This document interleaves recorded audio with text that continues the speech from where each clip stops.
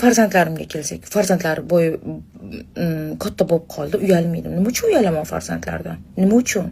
Men baxtli bo'lishga noloyiq qizmanmi? Noloyiq onamanmi? Nimasidir eplab qo'ymaganmanmi?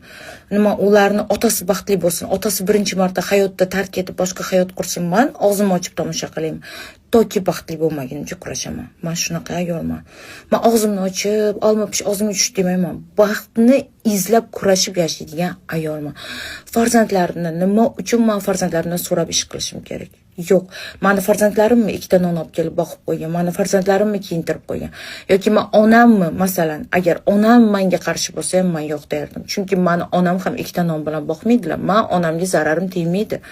Shunday ekan, men kelajagimni Alloh menga taqdir qilgan hayotimni men o'zim hal qilaman. Har bir banda o'zi hal qilishga haqqi bor.